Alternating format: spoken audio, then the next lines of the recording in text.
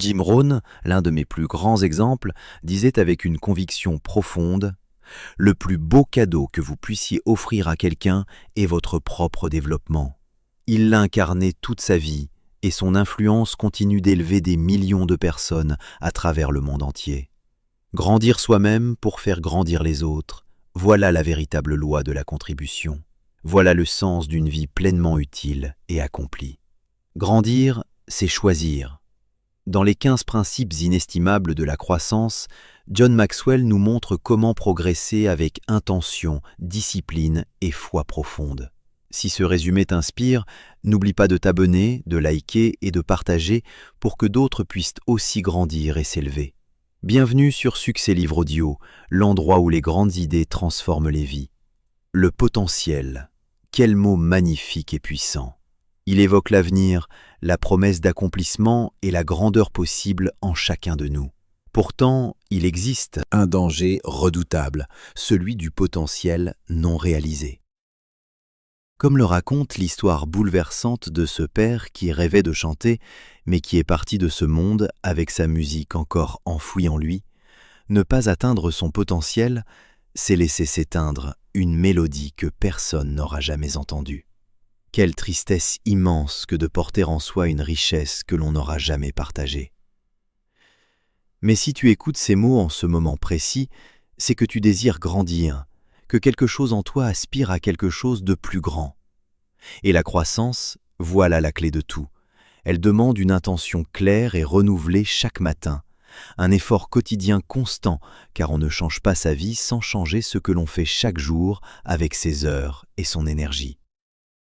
Grandir, c'est découvrir son objectif profond, renforcer son caractère, améliorer ses relations avec les autres, développer ses compétences essentielles et nourrir son âme de ce qui compte vraiment. Ce livre te propose des lois simples mais puissantes, des exercices concrets et un chemin à suivre avec persévérance.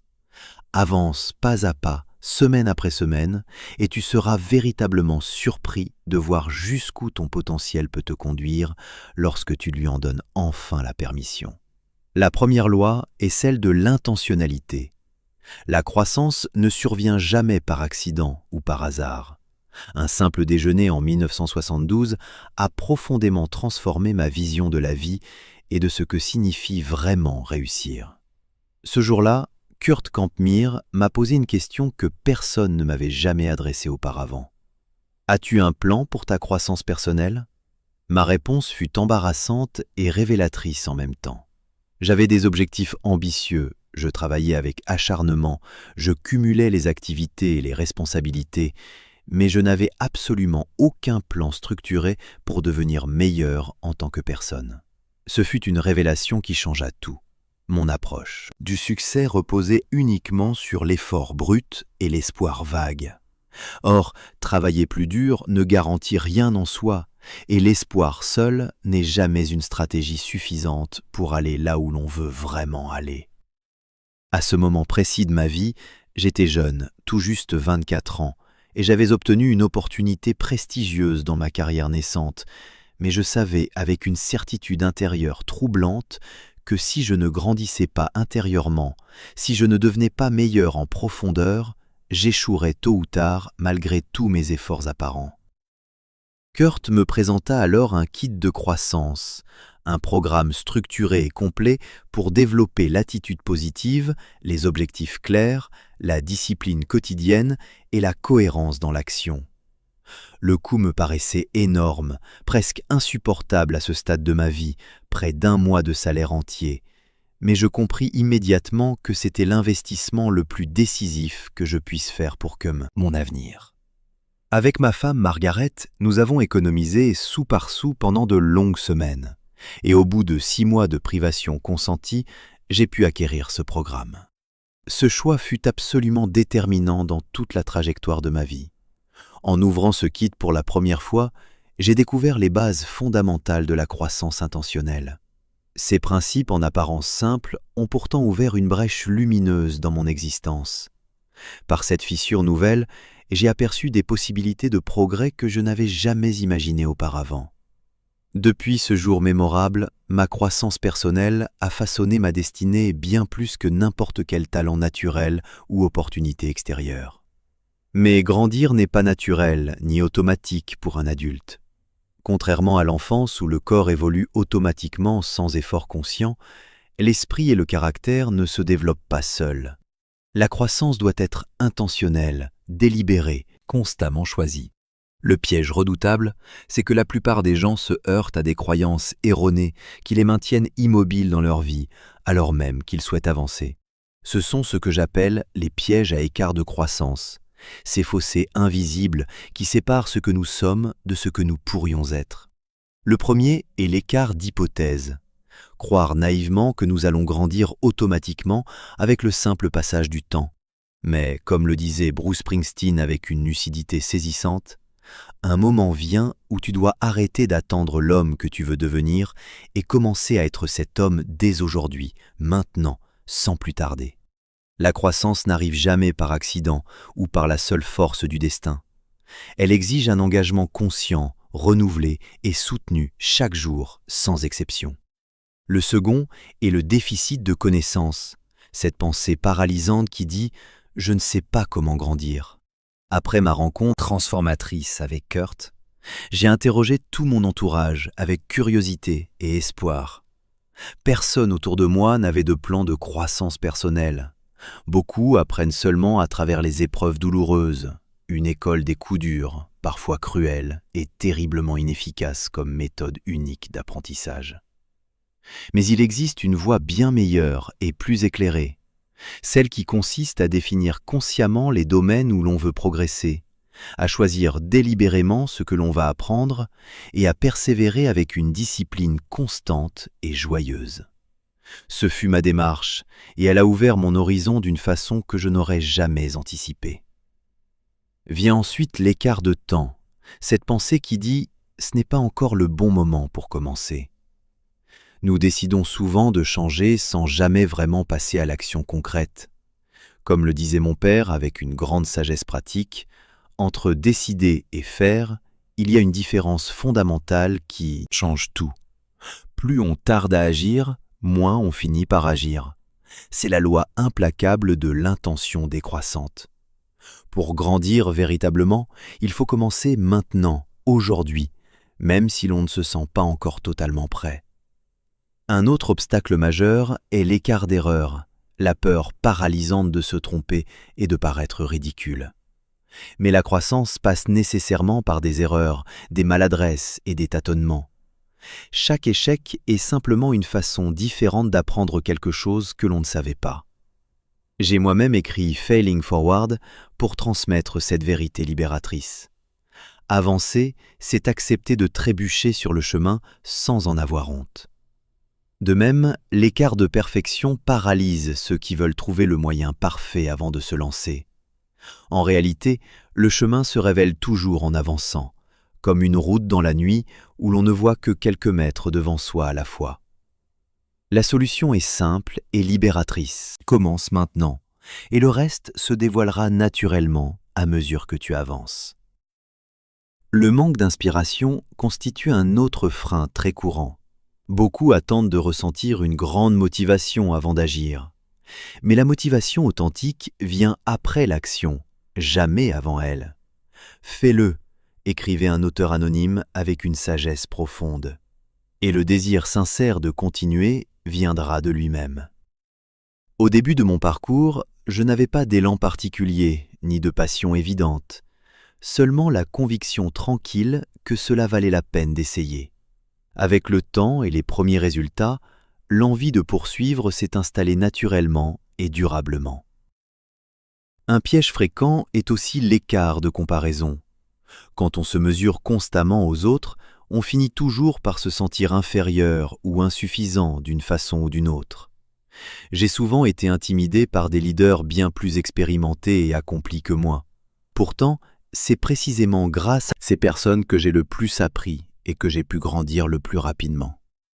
Sortir de sa zone de confort est toujours difficile et inconfortable, mais c'est la seule voie véritable pour progresser de façon significative. Enfin, il y a l'écart d'attente, Cette illusion qui nous fait croire que la croissance sera facile et sans effort réel. La réalité est bien différente et bien plus exigeante. Tout succès durable repose sur une équation simple mais rigoureuse. Préparation, croissance, attitude, opportunité et action cohérente. La croissance authentique demande du temps et de la persévérance, comme le répétait Jim Rohn avec conviction. Tu ne peux pas changer de destination du jour au lendemain, mais tu peux changer de direction dès aujourd'hui même, et c'est cela qui change tout sur le long terme. Ces croyances fausses entretiennent le fossé douloureux entre ce que nous sommes et ce que nous pourrions être si nous choisissions de nous engager vraiment. Pour combler cet écart, il faut choisir délibérément et courageusement la croissance intentionnelle. Mais comment amorcer ce changement profond?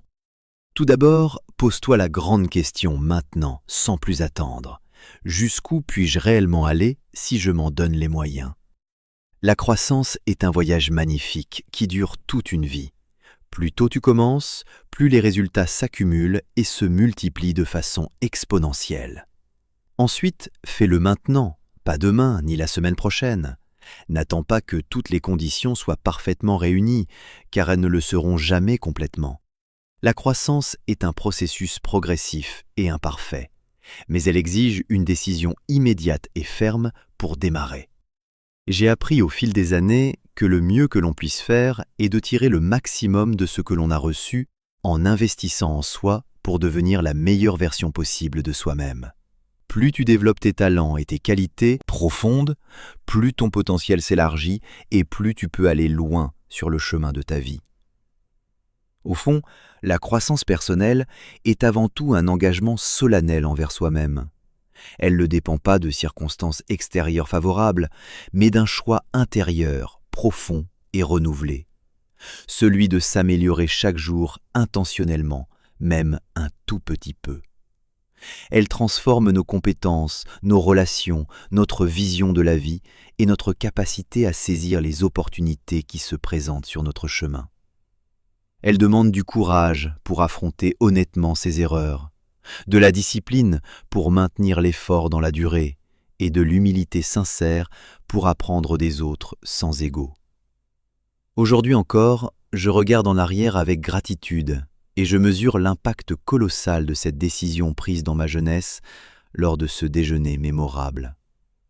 Si je n'avais pas choisi la croissance intentionnelle à ce moment crucial, ma vie aurait pris une toute autre direction, bien plus ordinaire et bien moins significative.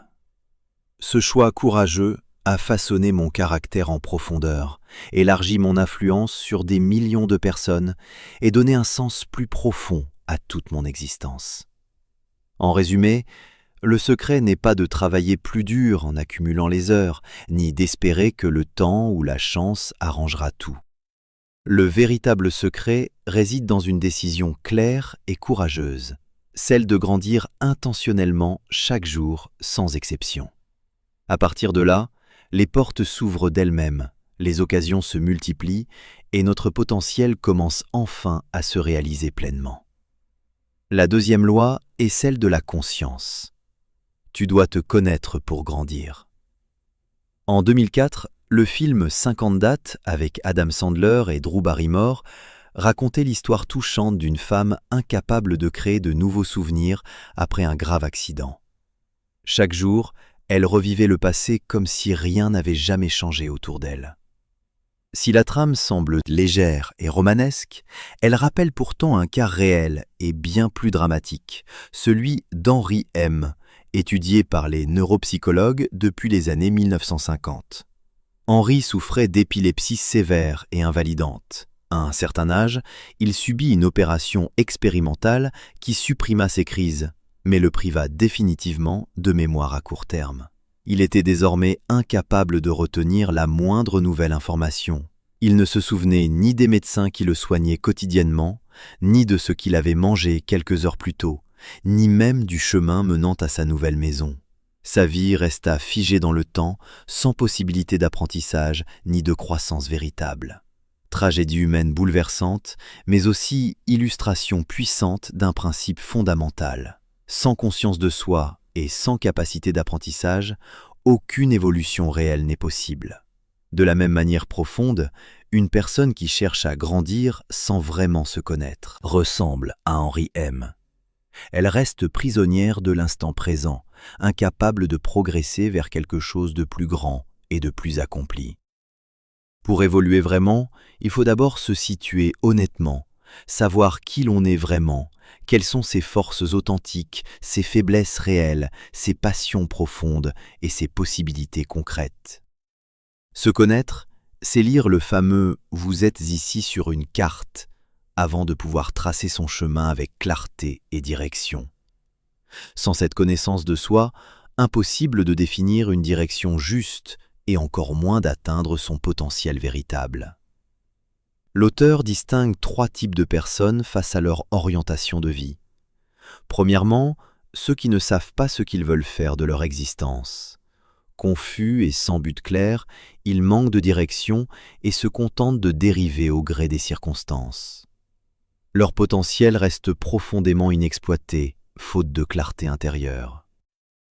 Deuxièmement, ceux qui savent ce qu'ils aimeraient faire, mais ne passent pas à l'action concrète. Bloqués par la peur, la paresse ou le poids des responsabilités, ils vivent dans une frustration permanente et douloureuse entre leur réalité quotidienne et leurs aspirations profondes. Troisièmement, ceux qui savent ce qu'ils veulent et qui le font avec détermination. Ces personnes alignent passion, action et objectifs avec une cohérence remarquable et inspirante. Leur vie est riche de sens, car elles avancent dans la voie pour laquelle elles se sentent véritablement créées et appelées. La majorité des gens, cependant, restent dans la première catégorie, sans en être vraiment conscients. Le problème n'est pas tant le manque de désir que l'absence de clarté intérieure sur soi-même. Ces personnes ne se connaissent pas suffisamment pour pouvoir définir une trajectoire de vie cohérente et significative. Et se connaître n'est pas toujours simple ni immédiat, c'est un travail de toute une vie. Déjà en 1907, Woodrow Wilson observait avec acuité que la société vivait dans la confusion et la dispersion, agitée de toutes parts mais sans vision claire, manquant de direction vraiment réfléchie et choisie. Ces paroles résonnent avec une force étonnante encore aujourd'hui. Le défi est circulaire et fascinant à la fois. Pour développer son potentiel, il faut se connaître. Mais pour se connaître profondément, il faut croître. La solution est donc d'explorer la croissance tout en explorant son identité en parallèle. Autrement dit, avancer pas à pas, laisser ses passions guider ses premiers choix, puis affiner son chemin grâce à l'expérience accumulée et à l'apprentissage continu. L'auteur illustre cela magnifiquement par son propre parcours personnel. Sa passion initiale était le ministère et le service des autres.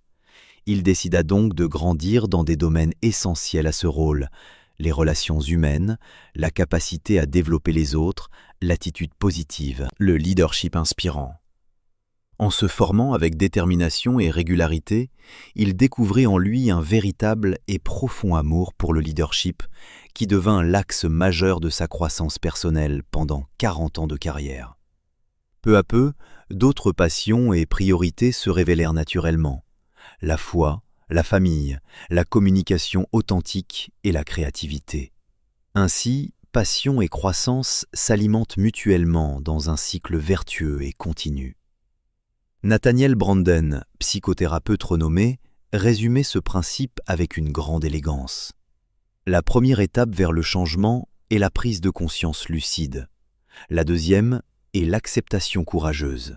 Connaître et accepter honnêtement qui l'on est permet de bâtir sur une base solide et authentique. Pour aider à ce processus de découverte de soi, l'auteur propose une série de questions fondamentales et révélatrices. Aimez-vous ce que vous faites aujourd'hui ? Beaucoup de personnes poursuivent un travail qu'elles n'aiment pas réellement. Certes, il faut parfois accepter un emploi alimentaire pour subvenir à ses besoins, mais rester toute une vie dans une activité profondément insatisfaisante mène inévitablement au regret amer. Que voudriez-vous faire si vous étiez libre de choisir ? Trouver sa passion est intimement lié à l'accomplissement de son potentiel le plus profond. La passion génère une énergie extraordinaire et conduit naturellement à l'excellence. Elle donne un avantage incomparable, car une personne véritablement passionnée vaut bien plus que toutes celles qui ne font qu'un travail intéressant. Pouvez-vous réellement faire ce que vous aimeriez faire? Un rêve n'a de valeur véritable que s'il correspond à ses dons authentiques et à ses opportunités réelles dans le monde. Warren Bennis propose 3 critères essentiels pour vérifier la faisabilité d'un projet ou d'un rêve. Connaissez-vous la différence entre ce que vous désirez et ce dans quoi vous êtes véritablement doué? Savez-vous ce qui vous motive et vous satisfait réellement dans la durée? Vos valeurs et vos priorités sont-elles alignées avec celles de l'environnement où vous souhaitez évoluer? Répondre honnêtement à ces questions essentielles évite de gaspiller sa vie précieuse à poursuivre des illusions qui ne nous appartiennent pas vraiment. Savez-vous pourquoi vous voulez faire ce que vous aimeriez faire? Les motivations profondes sont cruciales dans tout ce processus de découverte. Agir pour de vraies et bonnes raisons fournit une force intérieure inépuisable dans les moments difficiles, favorise des relations saines et durables et clarifie la vision de ce que l'on veut vraiment construire dans sa vie. Carl Jung l'exprimait avec une grande beauté. Votre vision ne deviendra claire que lorsque vous regarderez dans votre cœur. Qui regarde dehors rêve, qui regarde à l'intérieur s'éveille. La croissance personnelle est à la fois un chemin intérieur profond et une discipline pratique quotidienne. Elle demande d'écouter son cœur avec attention, de comprendre ses dons uniques, d'aligner ses valeurs et ses motivations, puis d'agir avec intentionnalité et constance renouvelée. La 3e loi est celle du miroir. Tu dois voir la valeur en toi-même pour ajouter de la valeur à toi-même. Chaque être humain porte en lui les graines précieuses du succès. Ces graines sont uniques et extraordinaires, mais elles ne poussent pas toutes seules sans être cultivées avec soin. Elles ont besoin d'être arrosées, nourries et protégées des mauvaises herbes du doute et de la peur. Pourtant, trop de gens passent entièrement à côté de cette croissance magnifique et quittent ce monde sans avoir libéré le potentiel qui sommeillait silencieusement en eux. Pourquoi cette tragédie se répète-t-elle si souvent? Parce qu'ils ne croient pas en eux-mêmes avec suffisamment de force et de conviction. Parce qu'ils se voient à travers le prisme douloureux de leurs blessures, de leurs échecs passés et des paroles négatives qui les ont façonnés dès leur enfance. C'est ce qui arrive lorsque l'estime de soi s'éteint progressivement. Les possibilités, aussi vastes et belles soient-elles, restent comme une terre en friche, abandonnée. L'histoire de Jonathan McSwain illustre à merveille cette réalité universelle et profondément humaine. Jonathan n'a pas grandi avec des rêves d'avenir, mais avec des cicatrices profondes et douloureuses. Rejeté par sa mère, élevé dans un foyer où les abus faisaient partie du quotidien, il a grandi persuadé de n'avoir aucune valeur intrinsèque en tant que personne. À 5 ans seulement, il croyait déjà être une enfant abandonnée et inférieure aux autres. Les années suivantes n'ont fait que renforcer cette conviction destructrice et paralysante. Quand d'autres imaginaient un avenir radieux, il se contentait de survivre au jour le jour, sans espoir véritable. Il a quitté l'école tôt, vivait de l'aide sociale et semblait condamné à répéter les schémas douloureux qu'il avait connus. À 30 ans, le miroir est devenu son juge impitoyable et révélateur. Ce jour-là décisif, il a compris qu'il n'avait rien à célébrer. Pas de maison, pas d'argent, pas d'avenir visible.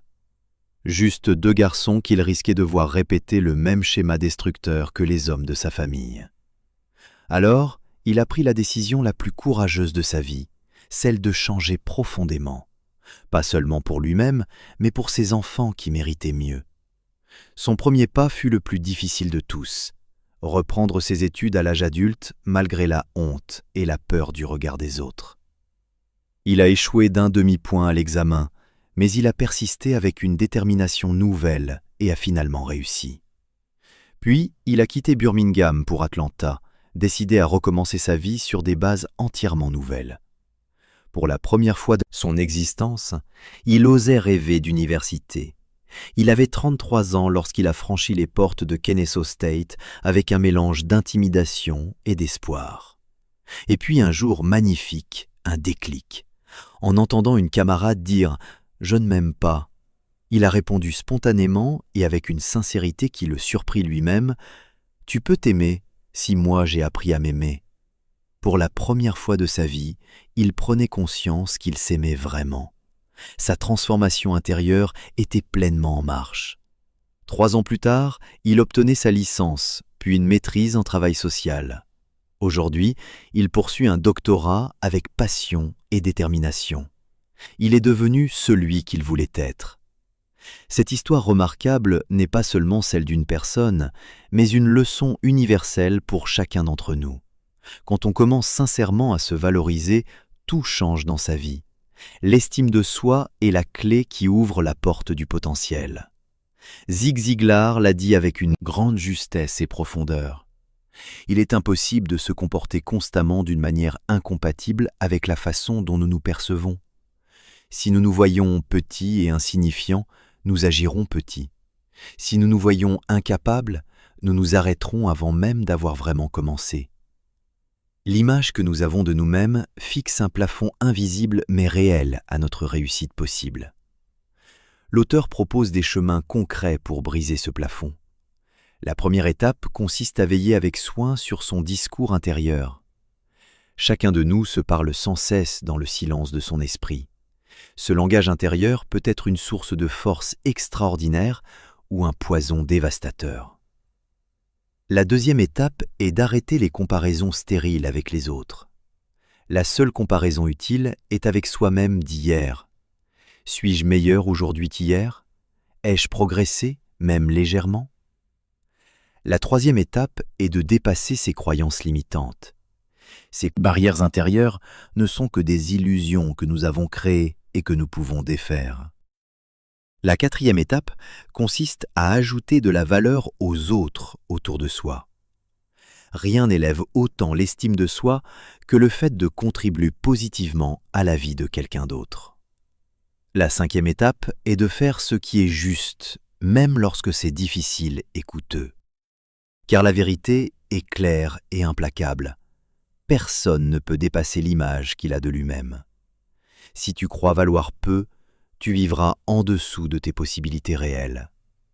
Mais si tu choisis de croire en ta valeur profonde, tu libéreras une énergie transformatrice et insoupçonnée. La quatrième loi est celle de la réflexion. Apprendre à faire une pause permet à la croissance de te rattraper. Il existe de nombreuses manières de grandir dans la vie, mais certaines leçons ne se révèlent que lorsque nous nous arrêtons un instant pour les accueillir vraiment. C'est ce que l'auteur a découvert. En mars 2011, lors d'un voyage en Ukraine, invité à parler devant des milliers d'hommes d'affaires à Kiev, il rencontre son traducteur peu avant son discours. Ce dernier lui confie avec franchise que dans ce pays profondément marqué par le communisme et la corruption, les gens n'ont plus confiance en leurs dirigeants. Cette remarque résonne profondément en lui et le touche au cœur. Il se retire un instant pour réfléchir avec calme. La tristesse l'envahit en pensant à ces hommes et femmes découragés, abattus par des décennies de cynisme et de désillusions accumulées. Alors, il se pose une question simple mais essentielle. Que pouvait-il leur offrir de vraiment précieux? La réponse était simple et belle. Son cœur sincère. Il pouvait leur dire qu'il comprenait leur réalité difficile et leur montrer qu'il existe une voie plus haute, celle du leader qui ajoute de la valeur à la vie des autres avec amour et générosité. Ainsi, il adapte son discours avec une sincérité totale. Dès le début, il répète une phrase simple mais profondément vraie. « Je m'appelle John et je suis ton ami ». Les auditeurs, d'abord méfiants et fermés, finissent par attendre cette phrase avec impatience, puis par la répéter entre eux avec émotion. Petit à petit, la glace se brise magnifiquement et le lien humain se crée. Ce jour-là, il n'a pas simplement parlé, il a ajouté de la valeur réelle, et cela n'aurait jamais été possible sans un arrêt une pause de réflexion sincère.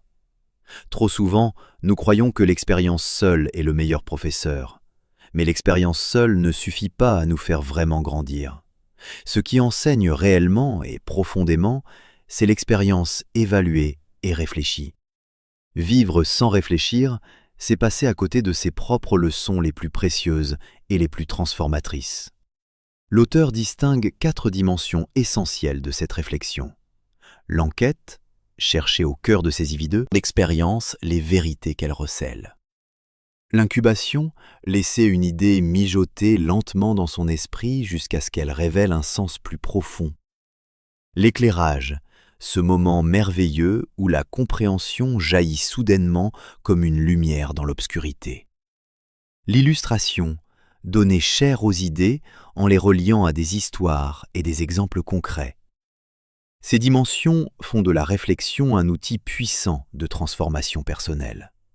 Mais comment nourrir cette réflexion salutaire au quotidien?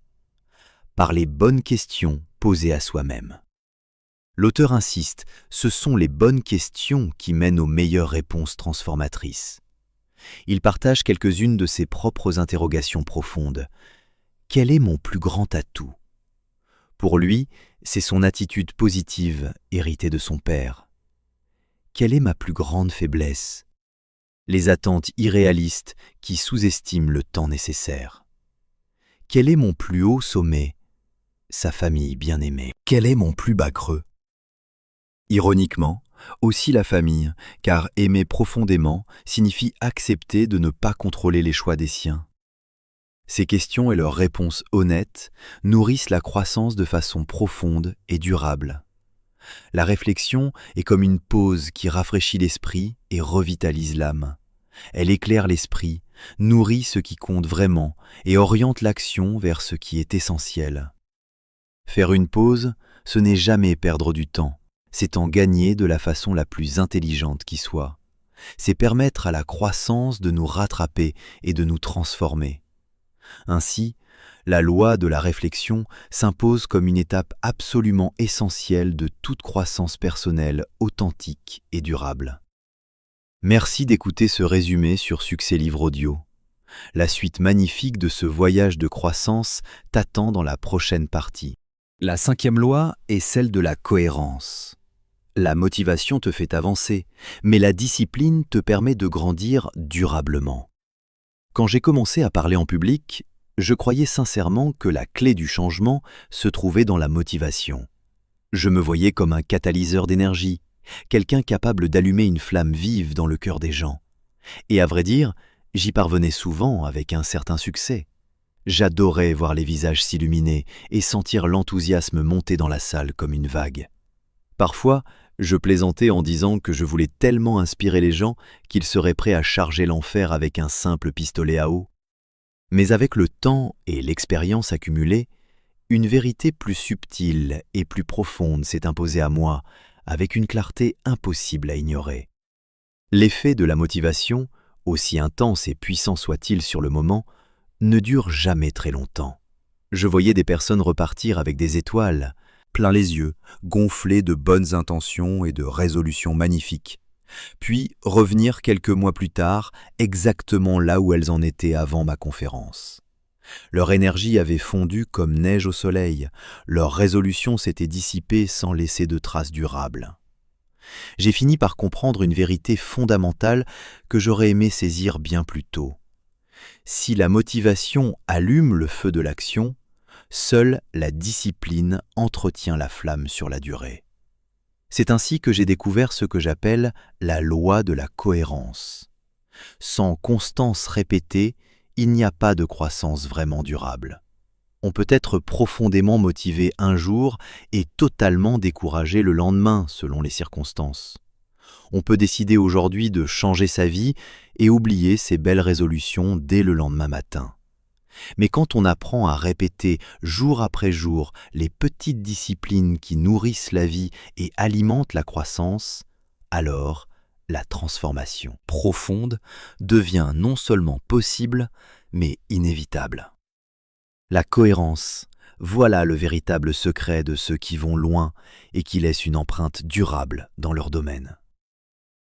Au fil de mes années d'enseignement et de formation, j'ai souvent invité les gens à se poser 4 questions essentielles. Des questions simples en apparence, mais qui ouvrent des portes insoupçonnées sur sa propre vie. La première est celle-ci. Sais-tu ce que tu dois améliorer en toi? La plupart des gens répondent de façon vague et générale. Je veux réussir, je veux être heureux, je veux progresser. Mais ces mots restent trop abstraits pour guider une action concrète et quotidienne. Beaucoup se concentrent uniquement sur leur métier, sur les compétences techniques nécessaires pour accomplir une tâche particulière. Ils oublient que la véritable clé du succès durable n'est pas d'améliorer seulement ce que l'on fait, mais surtout d'améliorer qui l'on est en profondeur. Je l'ai appris à mes dépens au début de ma carrière. Si je m'étais contenté d'affiner mes talents de communicateur et d'orateur, ma vie aurait été limitée à une carrière de conférencier. Mais en travaillant sur moi-même avec détermination, en élargissant ma vision du monde, en cultivant mon caractère jour après jour, j'ai vu s'ouvrir des portes que je n'aurais jamais imaginées. Je suis devenu auteur prolifique, leader influent, bâtisseur d'organisations et mentor pour des milliers de personnes. Ce n'est pas mon métier seul qui m'a transformé, c'est la croissance personnelle intentionnelle et constante. Et cette croissance profonde n'a rien d'automatique ni de facile. Elle demande un choix renouvelé chaque jour, sans exception. La deuxième question est « Sais-tu comment t'améliorer concrètement ?» Là encore, beaucoup se heurtent à une impasse frustrante. Ils sentent profondément qu'ils devraient changer et progresser, mais ignorent par où commencer vraiment. Au début de ma carrière, je croyais que mon rôle se limitait à motiver les autres. Puis, j'ai compris progressivement que je devais aussi enseigner et donner des outils pratiques. Les gens n'ont pas seulement besoin d'énergie et d'enthousiasme, ils ont besoin de direction claire et de méthodes concrètes. Et pour trouver cette direction, il faut accepter d'avancer pas à pas, de célébrer les modestes victoires parce qu'elles préparent et rendent possibles les grandes. J'ai aussi appris avec le temps que la patience est absolument indispensable dans ce processus. Voilà un mot que je n'aimais pas du tout au départ. J'ai toujours voulu que tout aille vite et que les résultats soient immédiats. Mais la vie m'a enseigné avec bienveillance que les choses les plus précieuses et les plus durables prennent du temps à se construire. Toutes les disciplines semblent lourdes et contraignantes au départ, puis deviennent progressivement plus légères à force de pratiques régulières. Les défaites d'hier deviennent les leçons enrichissantes d'aujourd'hui. Et un jour, presque sans s'en rendre compte, on réalise avec émerveillement que l'on a vraiment grandi. Vient ensuite la troisième question fondamentale. Sais-tu pourquoi tu veux t'améliorer ? Le pourquoi profond est toujours plus fort et plus durable que le comment. Sans lui, tout souffle finit par s'épuiser. C'est lui qui donne du sens aux efforts répétés, aux heures silencieuses et solitaires où rien ne semble changer de l'extérieur. Quand j'étais enfant, ma mère avait une manière simple et efficace de me convaincre d'accepter ce que je n'aimais pas faire. « Mange tes légumes », disait-elle avec douceur, « et tu auras du dessert. » Derrière chaque effort demandé, elle plaçait toujours une raison suffisante pour continuer. Et je crois que c'est l'un des plus grands secrets de la persévérance humaine. Si ton pourquoi est faible et vague, chaque difficulté rencontrée deviendra une montagne insurmontable. Mais si ton pourquoi est fort et ancré dans ce qui compte vraiment pour toi, rien ne pourra vraiment t'arrêter. Il devient ton moteur inépuisable, ta boussole fiable. Il te pousse à recommencer quand tu échoues, à continuer quand tu es épuisé et découragé. Et c'est ce pourquoi puissant qui nourrit la cohérence dans la durée. Enfin, la quatrième question incontournable, sais-tu quand tu dois t'améliorer ? La réponse est toujours la même et ne souffre aucune exception. Aujourd'hui, pas demain, ni après-demain. Pas un jour hypothétique où les circonstances seront enfin plus favorables. Pas quand tu auras plus de temps, plus d'argent ou plus d'expérience. Si tu attends indéfiniment, tu n'agiras jamais vraiment. Le bon moment, c'est maintenant, et seulement maintenant. La croissance authentique commence aujourd'hui ou elle ne commence jamais vraiment. Au fond, la loi de la cohérence n'est pas un grand secret mystérieux réservé à une élite. Elle se cache dans les petits gestes quotidiens apparemment insignifiants. Lire 15 minutes chaque soir, écrire quelques lignes chaque matin, mettre de côté une petite somme chaque semaine, prendre le temps d'écouter vraiment un proche, boire un verre d'eau de plus. Ce sont des actions si petites qu'elles paraissent dérisoires et sans importance. Mais répétées chaque jour avec constance, elles façonnent un caractère solide et bâtissent une vie remarquable. Le problème majeur, c'est que les résultats ne sont pas immédiats ni visibles au début. Et parce que nous vivons dans un monde de plus en plus pressé et impatient, beaucoup abandonnent avant d'avoir vu la récolte de leurs efforts. Ils s'arrêtent au milieu du chemin sans savoir qu'ils étaient si proches du but et de la transformation. Mais ceux qui persévèrent, ceux qui restent fidèles aux petites disciplines quotidiennes, découvrent un jour avec joie la puissance extraordinaire de la cohérence. Je pourrais résumer cette loi essentielle en une image simple et parlante. La motivation est comme une étincelle qui allume un feu. La discipline, c'est le bois que l'on ajoute régulièrement pour l'entretenir et l'amplifier. Et la cohérence, c'est l'habitude profondément ancrée de toujours revenir nourrir ce feu, jusqu'à ce qu'il devienne un brasier capable d'éclairer toute une vie et d'inspirer toutes celles qui l'approchent. Alors, ne te demande pas si tu es suffisamment motivé aujourd'hui. Demande-toi plutôt si tu es prêt à être cohérent sur le long terme. Car c'est la cohérence, bien plus que la passion passagère, qui te mènera vers ton plein potentiel. La 6e loi est celle de l'environnement. La croissance prospère dans un environnement propice et stimulant. La vie place chaque être humain devant une vérité incontournable. Il vient toujours un moment décisif où il faut changer d'environnement pour pouvoir vraiment grandir et s'épanouir. Cette réalité est évidente pour ceux qui ont grandi dans la souffrance et l'adversité, mais elle concerne tout autant ceux qui évoluent dans des environnements apparemment favorables. Même lorsque tout semble idéal et confortable, le confort lui-même peut devenir un frein insidieux à la croissance.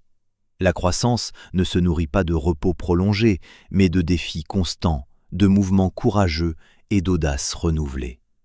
J'ai grandi dans un foyer rempli de chaleur, d'amour et de valeurs solides.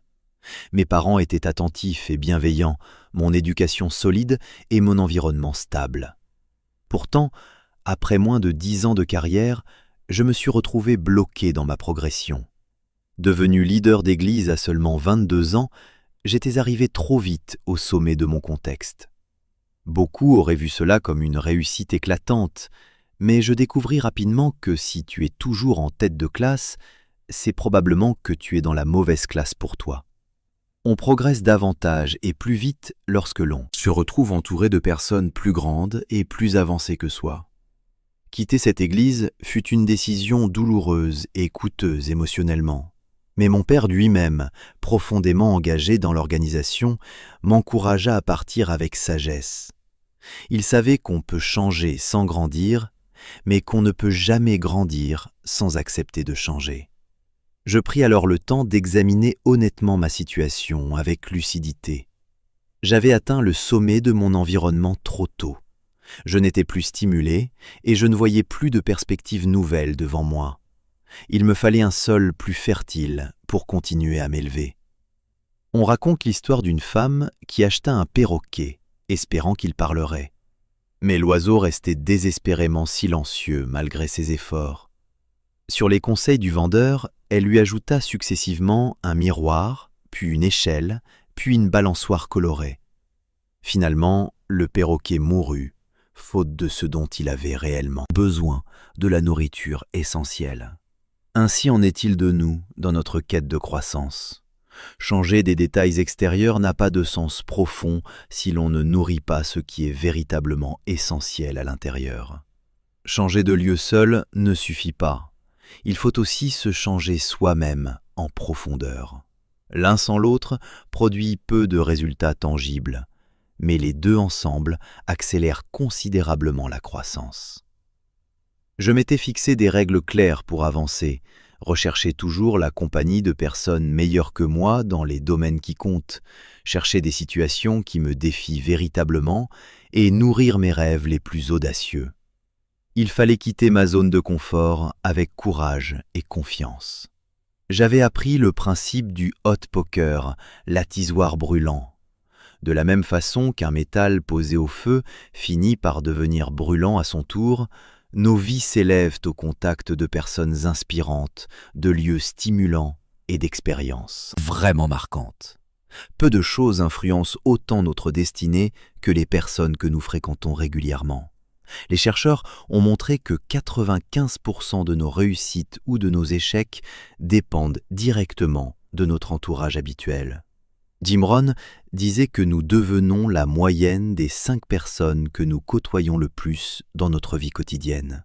Une entraîneuse respectée parlait de la règle des 33%. Un tiers des gens nous tirent vers le bas, un tiers suit le courant sans vraiment nous influencer, un tiers nous tire vers le haut et nous élève. Ce sont avec ces derniers que nous devons chercher à passer davantage de temps précieux. Leur énergie contagieuse, leur sagesse accumulée et leur passion pour la vie nous élèvent naturellement, sans effort conscient. Avoir un partenaire de responsabilité est aussi une aide précieuse et souvent sous-estimée.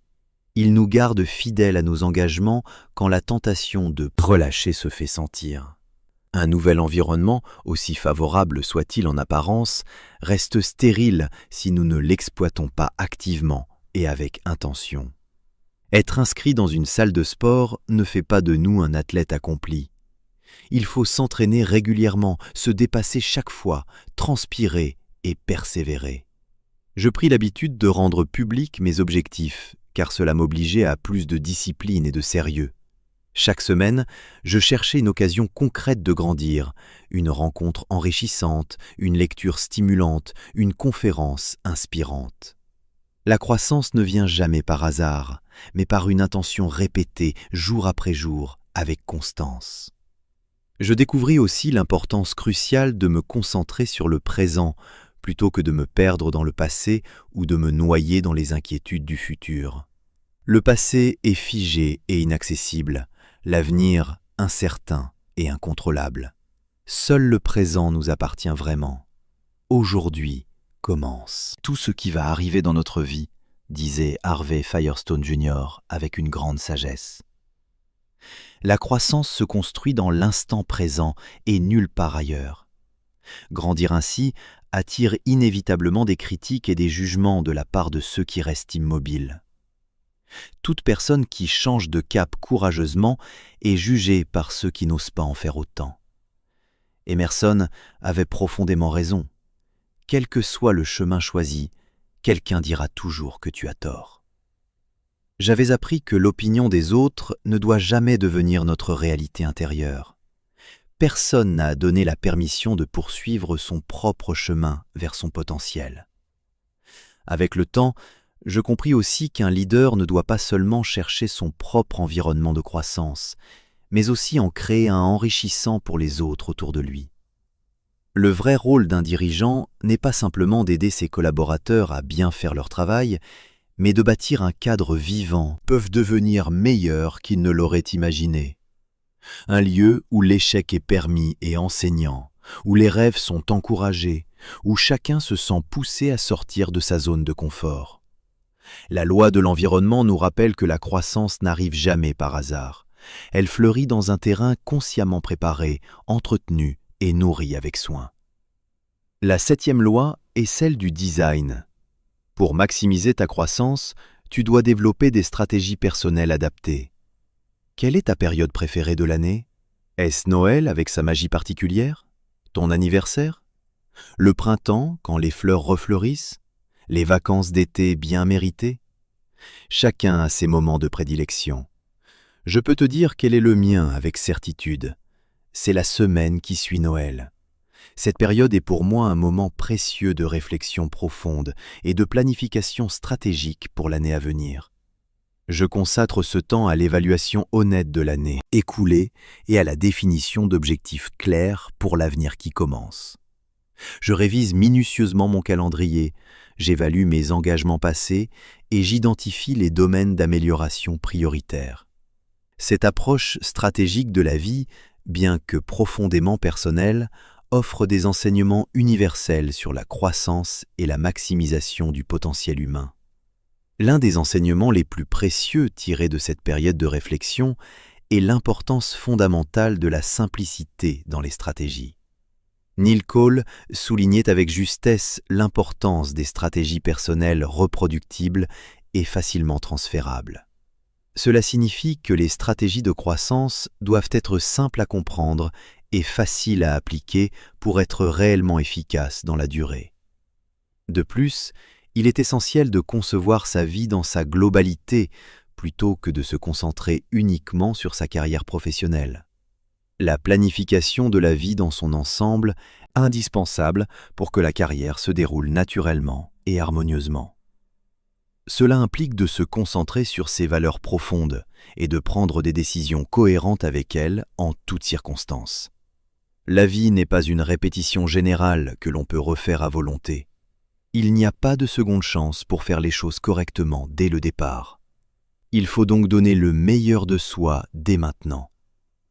Une étude sur des cadres supérieurs à la retraite révèle que beaucoup regrettaient de ne pas avoir pris davantage en charge leur vie et de ne pas s'être fixé des objectifs plus ambitieux et plus clairs dès leur jeunesse. Cela souligne l'importance cruciale de la proactivité et de la planification stratégique dès que possible dans l'existence. Pour maximiser la croissance personnelle, il est recommandé de multiplier les estimations de temps nécessaires par 2. Cette approche réaliste permet de tenir compte des imprévus inévitables et de maintenir un optimisme ancré dans la réalité. Il est également fondamental de développer des systèmes personnels pour atteindre ces objectifs de façon prévisible. Les systèmes permettent d'obtenir des résultats extraordinaires et répétables. Ces systèmes efficaces et robustes tiennent compte de la vue d'ensemble, utilisent les priorités clairement définies, incluent des mesures concrètes de progression, incluent l'application pratique et emploient une organisation intelligente du temps et de l'énergie. Ils favorisent également la cohérence dans l'action quotidienne. Stephen Covey soulignait l'importance de commencer chaque projet avec la fin en tête clairement visualisée. Il faut se concentrer avec discipline sur les domaines véritablement essentiels à la réussite souhaitée. Brian Tracy soulignait également l'importance de se demander régulièrement quelle est l'utilisation la plus précieuse de mon temps en ce moment précis. La mesure régulière de ses progrès est aussi essentielle. Il faut savoir honnêtement où l'on se trouve, où l'on veut aller, et estimer lucidement ses chances réelles d'y parvenir dans le temps imparti. La cohérence dans l'action est fondamentale pour réussir sur le long terme. Le secret de la réussite durable se trouve dans la routine quotidienne bien choisie et maintenue. Un professionnel du golf a développé un système remarquable et a eu la discipline ferme de le suivre avec rigueur chaque jour. Il a enregistré soigneusement ses observations et ses pratiques dans un petit cahier précieux. Il a également personnalisé ses pratiques pour les adapter à ses besoins spécifiques et à ses points de progression. En résumé, la semaine après Noël est une période cruciale pour la réflexion honnête et la planification stratégique de l'année à venir. La simplicité, la planification de la vie entière, la proactivité, le développement de systèmes efficaces, les priorités claires, la mesure régulière, l'action constante et la cohérence sont les piliers de cette méthode puissante. Ces principes, lorsqu'ils sont appliqués avec discipline et constance, peuvent te conduire vers une croissance personnelle significative et une réussite durable. Si tu travailles sur tes objectifs avec méthode, tes objectifs travailleront pour toi en retour. La 8e loi est celle de la douleur. La bonne gestion des mauvaises expériences conduit à une grande croissance intérieure. La vie est une succession de saisons, de joies lumineuses et de douleurs inévitables. Et chacun de nous porte en lui l'empreinte profonde de ces expériences, surtout celles qui marquent le plus douloureusement. Nous avons tous connu des jours où l'horizon semblait s'assombrir subitement, où la douleur sous ses formes multiples nous a obligés à ralentir, à réfléchir, parfois même à nous arrêter complètement. Mais c'est précisément dans ces moments difficiles que se dessine la vérité, profonde de notre caractère et de notre capacité à rebondir. John McDonnell a dit un jour que chaque problème présente une personne à elle-même avec une honnêteté brutale. C'est une affirmation saisissante de lucidité sur la nature humaine. Au cœur de la douleur, nous découvrons qui nous sommes vraiment, au-delà des masques et des apparences. Sherry McGinn illustre à merveille cette réalité transformatrice. Son histoire n'est pas celle d'une douleur ordinaire, mais d'une tragédie nationale devenue une blessure intime et dévastatrice. Un matin de septembre 2001, son mari Tom, copilote du vol 11 d'American Airlines, est parti travailler comme à son habitude ordinaire. Quelques heures plus tard, Sherry vivait ce que toute épouse redoute, l'annonce brutale et irrévocable de la mort de son compagnon de vie. Tom était à bord du premier avion qui frappa les tours du World Trade Center. En quelques instants terribles, le monde bascula, et la vie de Sherry aussi. Pour toujours. La douleur aurait pu la submerger entièrement, au point de l'anéantir définitivement. Elle aurait pu se perdre dans le désespoir profond, céder à la paralysie ou s'enfermer dans l'amertume pour le reste de ses jours. Mais au contraire, elle choisit un chemin différent et courageux, celui de la résilience. Dans son livre, écrit 3 ans après les attentats, Sherry témoigne avec une lucidité impressionnante et touchante. Aussi injuste et impossible que cela paraisse, nous avons encore du travail à faire après une tragédie. La vie s'arrête un instant, mais elle ne s'arrête pas définitivement. Dans ces mots résonne avec force la loi de la douleur. Accepter l'inévitable, mais refuser de se laisser détruire par lui. Sherry prit soin de ses enfants avec amour, apprit à diriger seule son foyer, affronta les jours de fête désormais vidés de la présence de Tom et transforma progressivement ses faiblesses en de nouvelles forces insoupçonnées. Elle, qui n'avait jamais pris la parole en public, découvrit une voix nouvelle et puissante, portée par le désir sincère de consoler et d'inspirer les autres dans leur propre douleur. Peu à peu, elle s'est relevée avec dignité, et au fil des années, sa douleur, loin de disparaître, est devenue le terreau fertile d'une croissance intérieure remarquable. 10 ans après la tragédie, elle confiait qu'elle était devenue plus forte qu'avant. Voilà le miracle extraordinaire de la douleur bien traversée et bien gérée. Elle forge des êtres nouveaux, plus solides, plus profonds et plus vrais. J'ai moi-même connu des douleurs diverses qui, sur le moment, semblaient être des obstacles insurmontables, mais qui, avec le recul du temps, se sont révélés être des catalyseurs puissants de croissance et de transformation. La douleur de l'inexpérience d'abord. Jeune, je croyais naïvement que le succès serait immédiat, qu'il suffisait de vouloir pour obtenir rapidement. Mais mes premiers pas furent faits de maladresse, de faux pas et d'immaturité. Cette confrontation m'a appris la patience précieuse et l'importance de bâtir la confiance des autres avec le temps et les actes. Puis vint la douleur de l'incompétence révélatrice. Je m'étais lancé dans le conseil, persuadé que je pouvais accompagner les gens alors que je n'avais ni le talent ni les outils nécessaires. J'étais médiocre dans ce rôle, et cela m'a contraint à réorienter mes dons vers ma véritable zone de force. J'ai aussi connu la douleur poignante de la déception. Un enfant que nous devions adopter nous a été retiré au dernier moment. Le vide laissé fut immense et douloureux. Mais cette déchirure précéda l'arrivée de Joël, qui devint une bénédiction inespérée et précieuse. Puis la douleur du conflit organisationnel. Une scission dans une église que je dirigeais mit à nu mes limites de leader et m'obligea à creuser plus profondément dans mon rôle et mes responsabilités. Une crise cardiaque, à 51 ans, m'a brutalement rappelé que la santé ne peut jamais être négligée impunément. Ce fut un avertissement sévère qui transforma radicalement mon rapport à la discipline personnelle, à l'alimentation et à l'exercice physique. Ainsi, face aux mauvaises expériences inévitables, 5 chemins se dessinent clairement pour transformer la douleur en gain et en croissance. Le premier est celui de l'attitude. Nous ne pouvons pas tout contrôler dans notre vie, mais nous pouvons toujours choisir la manière dont nous regardons et interprétons ce qui nous arrive. Une attitude positive et volontaire n'efface pas la souffrance, mais elle la rend féconde et transformatrice. Si nous refusons de sombrer dans le pessimisme et choisissons délibérément l'espérance, alors même les blessures les plus profondes deviennent des portes ouvertes vers quelque chose de plus grand. Le deuxième chemin est celui de la créativité libératrice. La douleur nous pousse souvent hors de notre zone de confort, et c'est précisément là que naissent nos idées les plus neuves et les plus innovantes. Vient ensuite la capacité précieuse à reconnaître la valeur cachée des mauvaises expériences. Sur le moment, elles semblent absurdes, cruelles et insupportables. Mais si l'on accepte de voir plus loin que l'instant présent, on comprend qu'elles sont des terrains d'apprentissage extraordinaires. Le quatrième chemin consiste à changer véritablement après la douleur.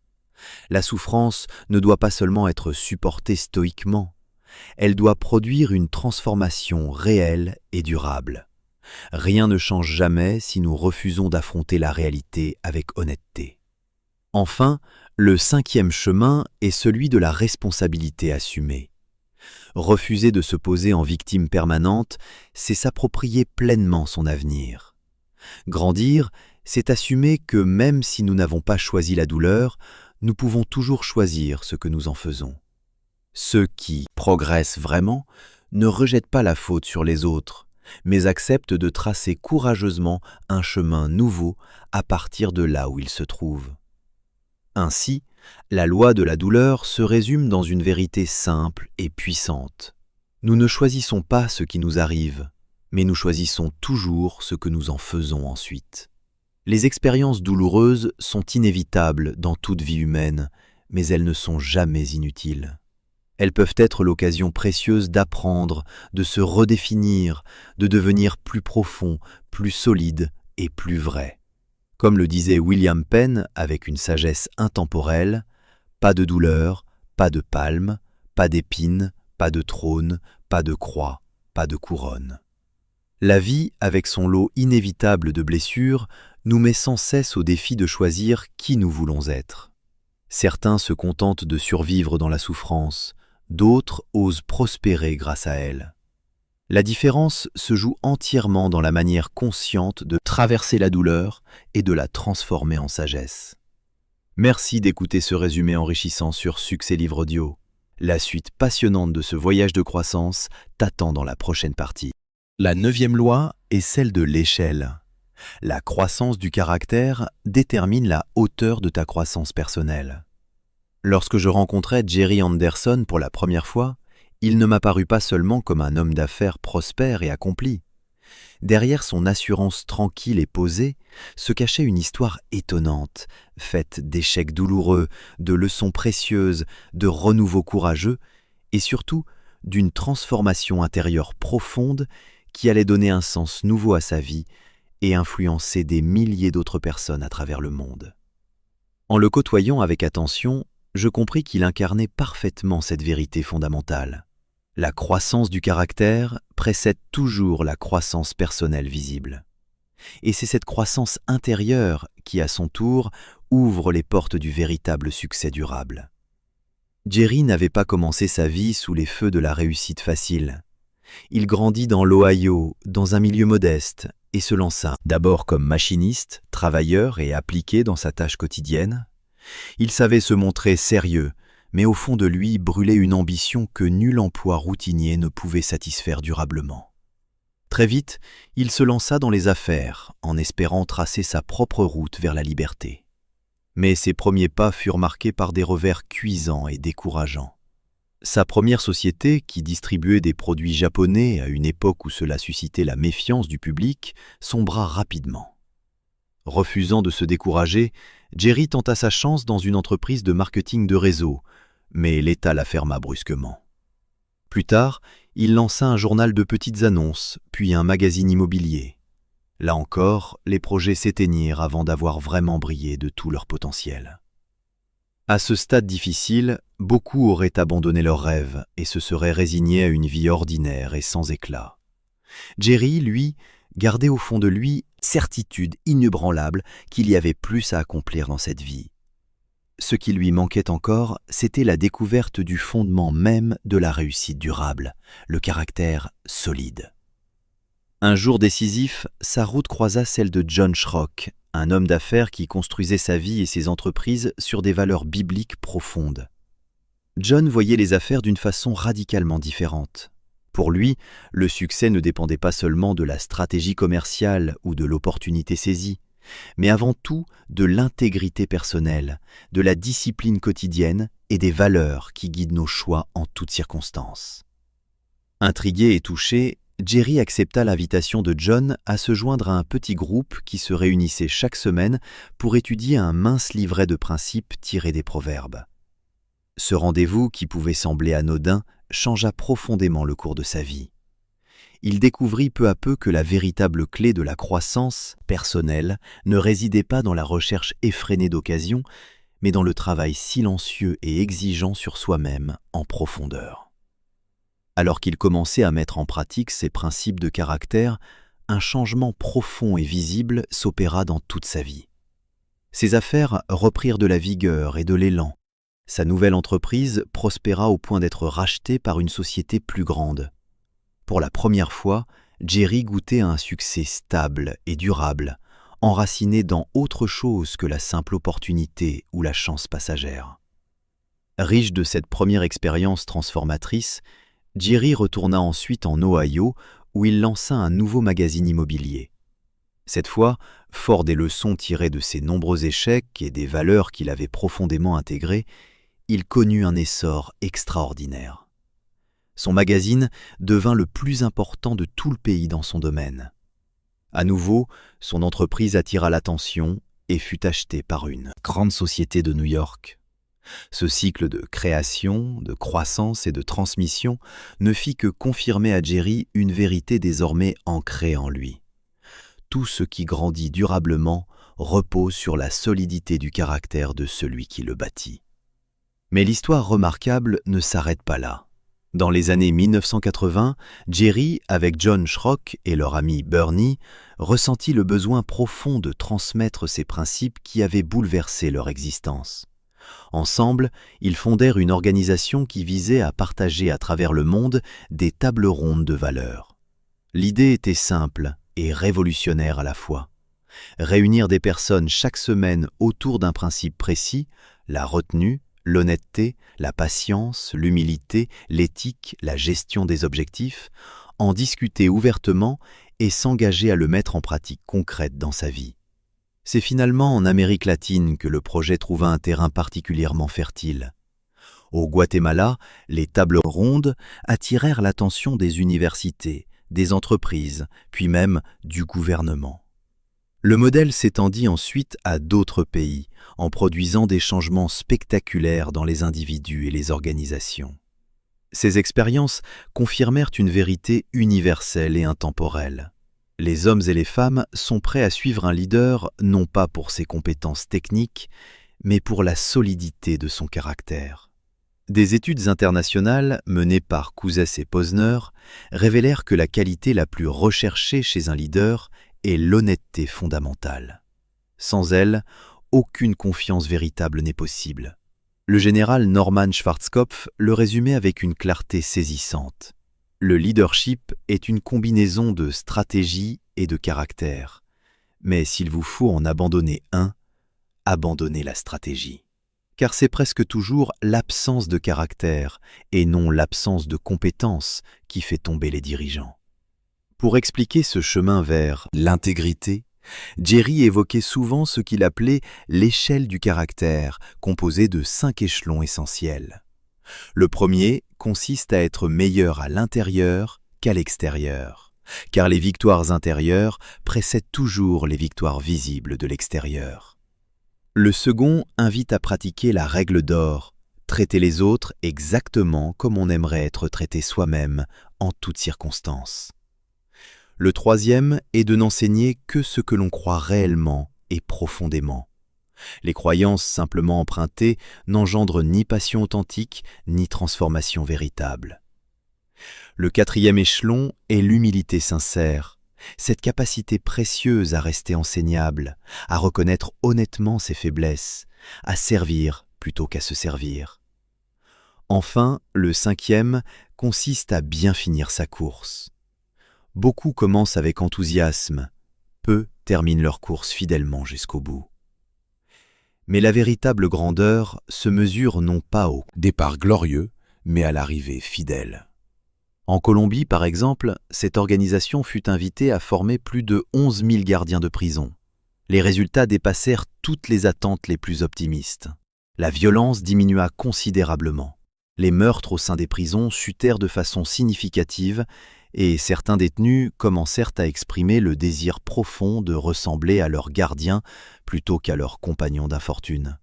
Plus tard, même l'armée colombienne demanda une formation sur les valeurs, reconnaissant qu'un soldat discipliné mais sans caractère solide est une arme dangereusement instable.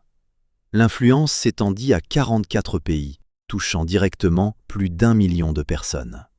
Jerry, autrefois simple en quête d'une réussite financière, était devenu l'artisan d'une transformation culturelle à grande échelle et durable. À travers la vie extraordinaire de Jerry, je compris que le caractère n'est pas un luxe réservé aux idéalistes rêveurs, mais la condition même de toute réussite vraiment durable.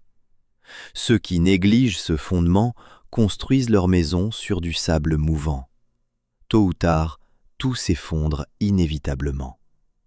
Ceux qui l'embrassent et le cultivent bâtissent sur le roc. La 10e loi est celle de l'élastique. La croissance s'arrête lorsque tu perds la tension entre où tu es et où tu pourrais être. Il arrive un moment dans la vie de tout homme où le confort devient une prison invisible et dorée. On croit avancer, mais en réalité, on tourne en rond dans un cercle étroit, limité par ses habitudes confortables, ses certitudes rassurantes et ses peurs inavouées. Pour grandir véritablement, il faut consentir à l'inconfort, accepter courageusement de franchir la barrière de ce qui nous rassure et entrer dans le territoire inconnu de l'étirement. Je l'ai découvert très tôt dans ma vie et cette découverte a façonné toute ma trajectoire. Je me souviens encore de mes premières années de ministère avec une clarté vive. Tout semblait déjà bien établi et confortable. J'avais une communauté fidèle, un rythme de vie stable, une certaine reconnaissance dans mon milieu. Mais à l'intérieur de moi, quelque chose murmurait avec insistance. Si tu restes ici, tu ne connaîtras jamais ce que Dieu a vraiment préparé pour toi. La voix de l'appel n'est pas toujours douce et rassurante. Parfois, elle brûle et dérange profondément. Elle pousse à quitter ce qui est suffisant pour chercher ce qui est véritablement grand et digne de son plein potentiel. Cet étirement, je l'ai ressenti dans ma chair, dans mon cœur et dans mon esprit, comme une main invisible qui me tirait toujours plus loin vers l'avant. L'étirement n'est jamais confortable ni agréable sur le moment. Il ressemble à l'entraînement rigoureux d'un athlète qui, pour devenir plus fort, doit pousser ses muscles au-delà de leurs limites actuelles avec discipline. Dans ma jeunesse, j'ai vu des sportifs s'imposer une discipline stricte et exigeante, refusant de se contenter de leur performance d'hier. Ils savaient avec certitude que la victoire d'aujourd'hui ne garantit pas celle de demain. Il fallait courir plus vite, soulever plus lourd, se priver de certains plaisirs pour atteindre une couronne incorruptible et durable. J'ai compris que la vie spirituelle et le leadership obéissaient exactement à la même loi exigeante. Si tu ne t'étires pas régulièrement, tu finis inévitablement par rétrécir et diminuer. Il y eut aussi ce moment bouleversant où j'ai compris que le confort prolongé pouvait littéralement tuer. Un ami proche, autrefois vigoureux et plein de vie, fut frappé par une crise cardiaque soudaine. Il avait négligé sa santé par confort, pensant qu'il avait encore largement le temps devant lui. Son corps, privé d'exercice et alourdi par des habitudes malsaines, n'avait pas résisté. Cet épisode m'a marqué profondément au fer rouge. L'étirement n'est pas une option luxueuse, c'est une question de survie physique et spirituelle. Refuser de sortir de sa zone de confort, c'est se condamner à une lente agonie physique ou spirituelle. Dans le ministère, l'appel à l'étirement est encore plus pressant et urgent. Je me rappelle mes premières prédications tremblantes devant une petite assemblée. Tout en moi tremblait d'appréhension. J'aurais préféré rester dans l'ombre sécurisante, mais le Seigneur me tirait en avant avec bienveillance et fermeté. Chaque fois que je montais sur l'estrade, c'était un pas courageux de plus hors de ma zone de confort. Puis vinrent les invitations dans d'autres villes, puis dans d'autres pays. L'idée de parler devant des centaines, puis des milliers de personnes me terrifia longtemps. Mais chaque nouvelle étape franchie me montrait la même vérité libératrice. La croissance ne se trouve jamais dans la sécurité confortable, mais toujours dans le risque assumé avec foi. À mesure que Dieu élargissait mes frontières, je compris que l'étirement avait plusieurs visages différents. Parfois, il était intellectuel et me demandait de lire davantage, de m'instruire sans cesse, d'apprendre de nouvelles langues et de comprendre de nouvelles cultures. Parfois, il était émotionnel, car côtoyer des leaders de haut niveau signifiait aussi apprendre à gérer les critiques, les incompréhensions et même les trahisons douloureuses. D'autres fois encore, il était spirituel, car chaque nouvelle responsabilité exigeait une foi plus grande, des prières plus profondes et une consécration plus radicale à ce qui comptait vraiment. Un tournant décisif fut ma rencontre transformatrice avec des leaders internationaux lors de conférences importantes. Moi qui venais d'un milieu modeste, je me retrouvais à la table de rois, de présidents et de pasteurs influents. Tout en moi se sentait petit et insuffisant. Mais c'est précisément là que Dieu m'enseigna que l'humilité sincère et l'apprentissage constant sont les véritables clés de l'élévation durable. Je compris aussi que l'étirement est communautaire et non seulement individuel. Il ne s'agit pas uniquement de soi, mais de ceux que l'on entraîne avec soi sur le chemin.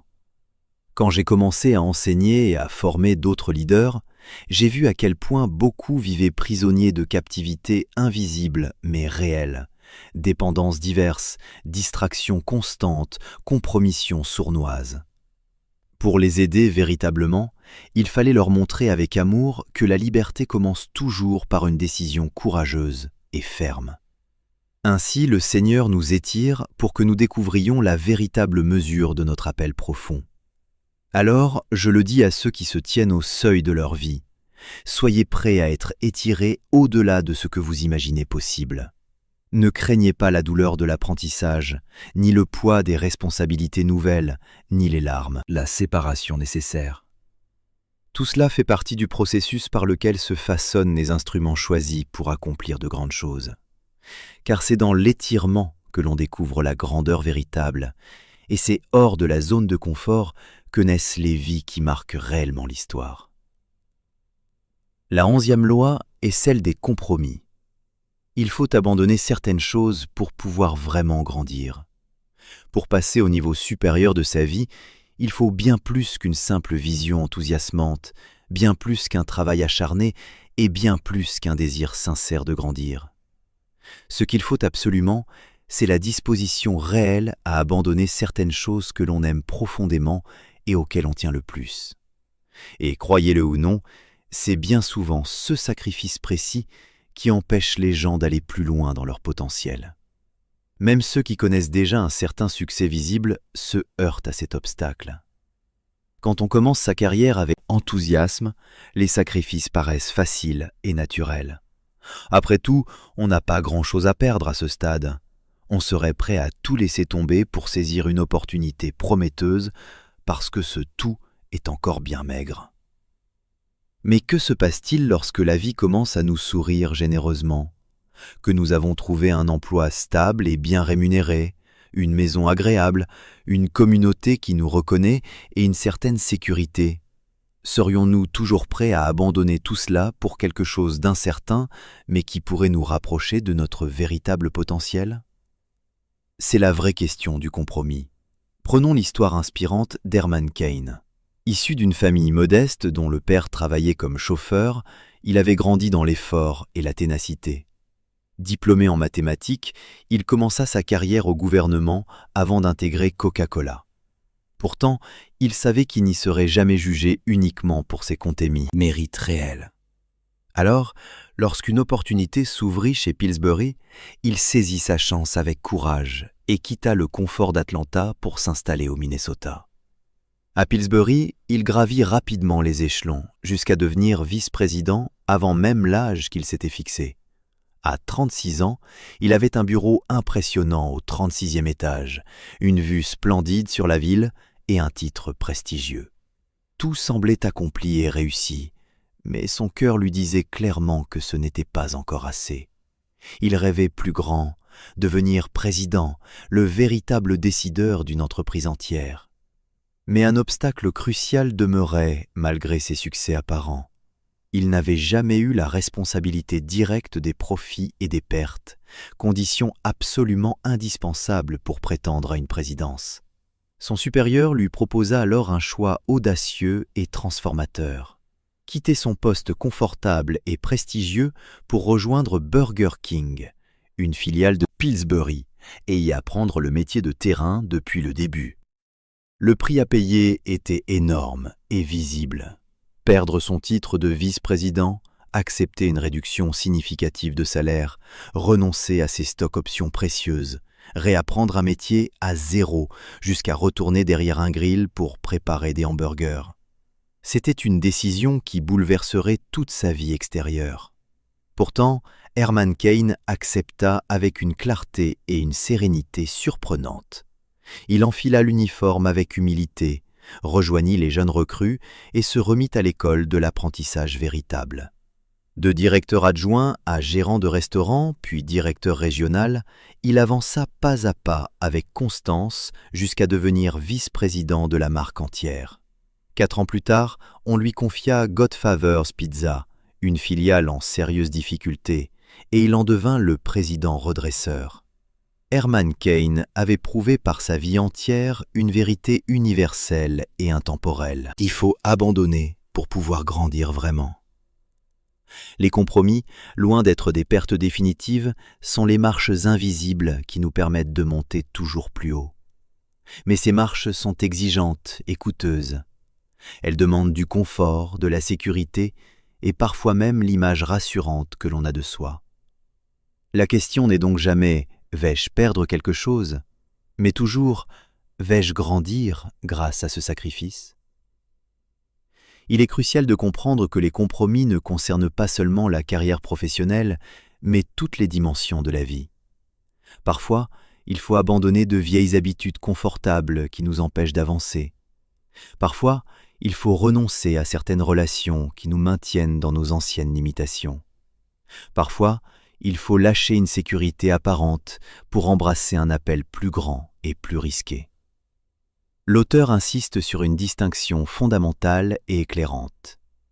Il y a une différence profonde entre ce que l'on doit abandonner et ce que l'on choisit d'abandonner. Les 2 types de renoncement font partie du chemin de croissance, mais le second représente la maturité véritable de celui qui comprend que chaque gain réel exige un don préalable de soi. Les personnes qui réussissent vraiment dans la durée ont tout appris cette loi souvent douloureuse des compromis.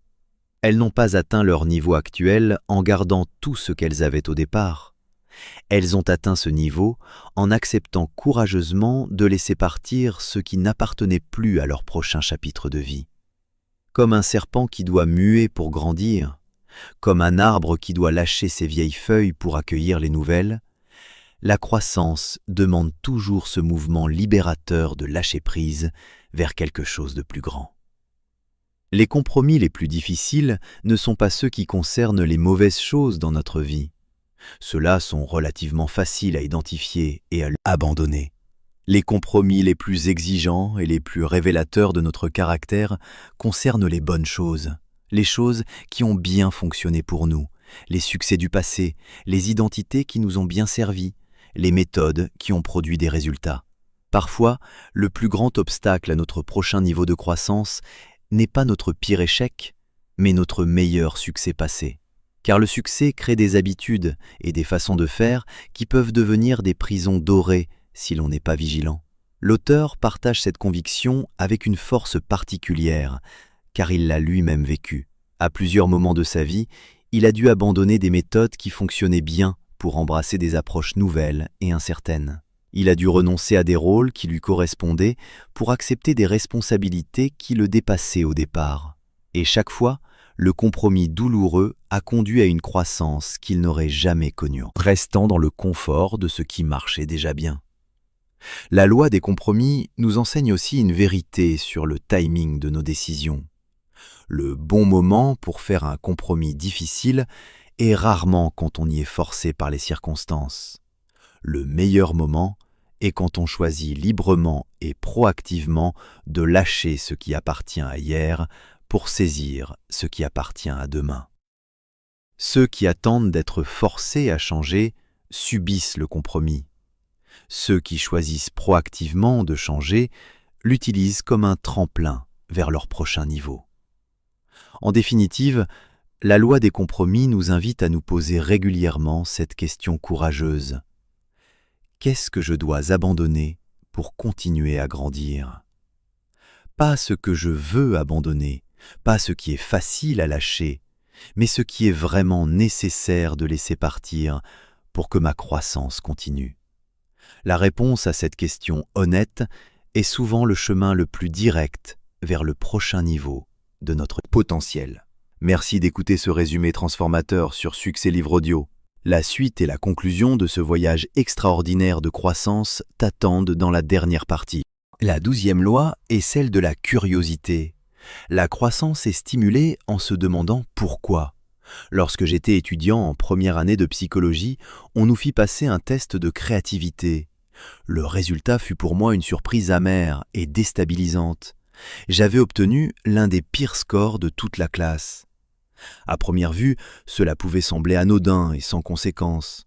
Après tout, beaucoup de gens ne sont pas particulièrement créatifs dans leur vie. Mais pour moi, c'était grave et menaçant. Je savais avec certitude que je voulais parler en public, enseigner et inspirer des foules. Et quoi de pire qu'un orateur ennuyeux qui ne sait pas captiver son auditoire? Heureusement, je possédais une autre qualité profonde qui m'avait toujours accompagné depuis l'enfance, la curiosité insatiable. Depuis mes jeunes années, elle me poussait hors du lit avant l'aube, de peur de manquer quelque chose d'intéressant. Tandis que mes camarades s'attardaient dans le sommeil confortable, je cherchais déjà à observer, écouter et apprendre tout ce qui m'entourait. Je décidai de m'appuyer sur ce trait naturel pour compenser ma faiblesse créative. J'entrepris de collecter des citations remarquables, des histoires captivantes et des idées marquantes. Je me dis alors que si je ne voulais pas être ennuyeux, je devais citer des gens qui ne l'étaient pas. Pendant des années, je remplis des carnets entiers de phrases drôles, profondes ou inspirantes. Mais quelque chose d'inattendu se produisit progressivement. Je commençais à m'interroger sur ce qui rendait ces paroles si vivantes et si puissantes. Pourquoi faisaient-elles rire? Pourquoi touchaient-elles si profondément les cœurs? Pourquoi restaient-elles gravées dans les mémoires longtemps après avoir été entendues? Peu à peu, je me surpris à modeler mes propres idées de la même manière que ces maîtres de la communication. Ma façon de communiquer changea de niveau et plus. Encore, ma croissance intérieure s'en trouva profondément stimulée. La curiosité ouvre des portes magnifiques. Elle nous entraîne au-delà de l'ordinaire et de l'habituel. Elle enflamme l'imagination et nous fait entrevoir des connexions invisibles que d'autres n'osent pas explorer. Albert Einstein, l'un des esprits les plus brillants de l'histoire, confiait que ses découvertes révolutionnaires n'étaient pas dues à son intelligence supérieure, mais à sa curiosité insatiable et à son imagination sans limite. Voilà une leçon précieuse pour chacun d'entre nous. Au fil du temps, j'ai appris que cette disposition merveilleuse n'était pas réservée à quelques privilégiés nés avec elle. Elle pouvait se cultiver délibérément. Encore fallait-il le vouloir sincèrement. La première étape consiste à croire que l'on peut être curieux, à se donner pleinement la permission d'apprendre et de grandir sans limite. C'est l'état d'esprit précieux du débutant. Poser des questions sans honte, s'étonner sincèrement, accepter de ne pas tout savoir. Là où celui qui sait tout se ferme hermétiquement, le curieux s'ouvre et découvre. Là où l'expert cherche à paraître compétent, le débutant s'autorise librement à explorer des territoires nouveaux. Je découvris aussi que la curiosité est contagieuse et communicative. Marcher avec des gens avides It hurt good, more than I can say. But maybe love isn't holding on. Maybe it's knowing when to walk away. We try to hold what we're slipping through, like sand running from our hands. Every promise started losing shape. We couldn't be what we once planned. Your eyes would look right through mine, like you were already gone. We stayed too long in a fading light, trying to prove we still. It hurt good, more than I can say. But maybe love isn't holding on.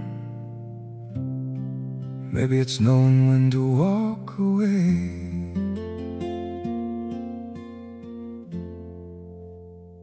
We try to hold what we're slipping through, like sand running from our hands. Every promise started losing shape. We couldn't be what we once planned. Your eyes would look right through mine, like you were already gone. We stayed too long in a fading light, trying to prove we still. It hurt good, more than I can say. But maybe love isn't holding on. Maybe it's knowing when to walk away.